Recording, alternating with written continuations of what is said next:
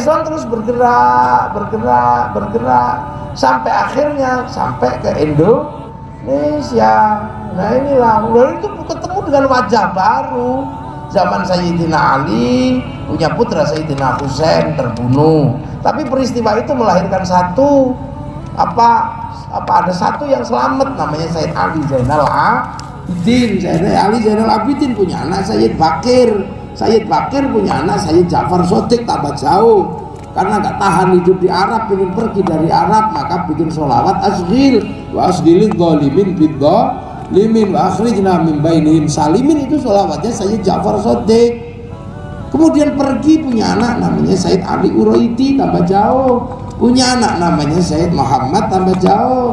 Punya anak Sayyid Isa, tambah jauh. Punya anak Sayyid Ahmad, tambah jauh, maka digelari Sayyid Ahmad Al-Muhajir. Punya anak Sayyid Ubaidillah, punya anak Sayyid Alwi, punya anak Sayyid Muhammad, punya anak Sayyid Alwi, punya anak Sayyid Ali Khalid Qasam, punya anak namanya Sayyid Ahmad Sohib Mirbat, tambah jauh. Punya anak Sayyid Alawi Amil Faqih, punya anak namanya Sayyid Abdul Malik sampai Mongolia. Punya anak Sayyid Ahmad Jalaluddin sampai Campa, punya anak Sayyid Muhammad sampai Pasir, punya anak Sayyid Jamaluddin Al-Husaini Al-Kabir sampai tanah Nusantara atau Sayyid Jumadil Kubro. Punya anak namanya Sayyid Ibrahim Asmoro Kondi sampai Tuban. Punya anak namanya Sayyid Rahmat Sunan Ampel. Nah, Raden Rahmat Sunan Ampel punya anak namanya Sunan Bonang. Sunan Bonang punya murid Sunan Kalijaga. Sunan Kalijaga punya murid namanya Sunan Geseng. Sunan Geseng punya murid Pak Abdul Halim Pangeran Benowo. Punya murid Pak Abdul Rahman Lasem. Punya murid namanya punya murid namanya Mbah Kiai Abdul Jabbar Tuban. Punya murid Mbah Sufyan. Mbah Sufyan punya murid Pak Abdul Halim. Mbah Abdul Halim punya murid Pak Abdul Wahid. Mbah Abdul Wahid punya murid Mbah Khairon. Mbah Khairon punya murid namanya Mbah Asy'ari. Punya murid Kiai Hashim Asy'ari, pendiri Nahdlatul Ulama. Nah, lagi Hashim Asy'ari ini punya murid namanya Kiai Maksum. Kiai Maksum punya murid, punya putra namanya Kiai Ali. Lah Kiai Ali punya murid jadi Bupati Sumeneb. Beliau itu jadi al-ulama warasatul anbiya. Lo kan gitu. Lo ini lo kadang ini yang kita ini. Lo makanya Islam itu juga punya jalur pangkat yang berbeda-beda. Ada yang pangkatnya sahabat, ada yang pangkatnya tabi'in, ada yang pangkatnya tabi'ut tabi'in, ada yang pangkatnya tabi'ut tabi'in. Lah kita ini pangkatnya apa? Ya tabi'ut panjang. Kita ini hanya ketemu para ulama warasatul anbiya. Maka karena kita ini pengikutnya hanya pengikut para ulama, maka di Madura semua orang ikut Nahdlatul Ulama. Umpamanya pangkatnya cuma muridnya ulama.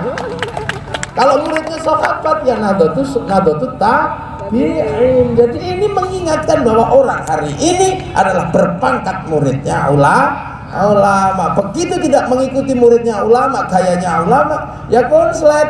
Makanya banyak sekali yang kemudian ikut gayanya sahabat, ya bukan pada pangkatnya.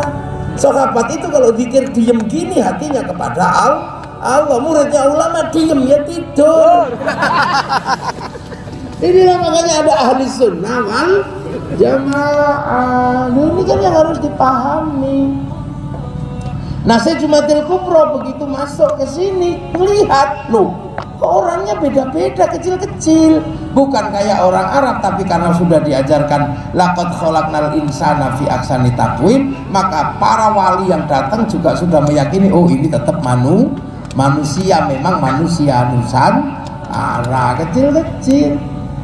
Dan yang harus diingat ketika para ulama ini datang, Nusantara ini berada dalam puncak kekuasaan negara yang benar-benar kuat. Karena Nusantara ada negeri Singasari, dan Singasari adalah negeri dengan penguasa 2/3 dunia. 2/3 dunia dikuasai sama Singasari dengan rajanya Kertanegara. Kertanegara, mampu menaklukkan Mongolia. Itu negara Singasari. Dan yang harus diingat, penasihat utama kerajaan Singasari waktu menaklukkan Mongolia, orang Sumeneb, namanya Arya Wiraraja.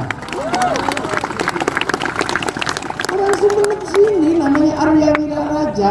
Itu desainernya Majapahit, Singasari terakhir, dan desainernya Majapahit. Jadi kingmaker negeri Nusantara ada di Sumeneb.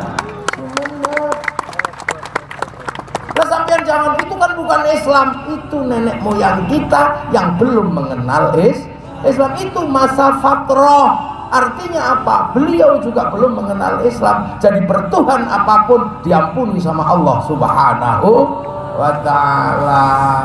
Itu dia ngirim anaknya namanya Ronggolawi untuk menjadi pemimpin pasukan namanya ekspedisi Pamalayu, sebuah ekspedisi besar untuk menghadapi Mongolia, penakluk Arab, penakluk Timur Tengah, penakluk Eropa, penakluk Cina, takluk dengan bahasa Nusantara yang berpusat di Sumeneb. Makanya Sumeneb ini orang hebat semua dulu nenek moyangnya. Makanya kalau terlanjur hebat, hebatnya luar biasa, terlanjur dua blok, yang dua bloknya luar biasa. Ini jadi sejarah besar Nusantara ini berhutang pada Sumeneb. Artinya Sumeneb ini bukan kota yang main-main. Ini sejarah besar Nusantara ada di sini, yang mendesain kerajaan Majapahit di sini. Makanya ketika Islam datang, Majapahit ini Nusantara ini sudah menjadi negara yang maju.